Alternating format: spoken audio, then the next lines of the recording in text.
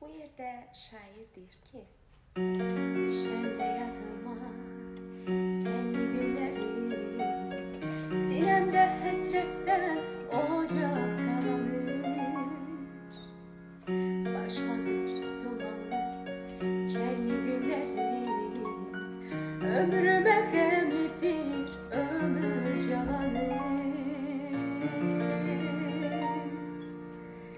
Hayalın dolanır başımda benim, seni harda gezip harda arayım.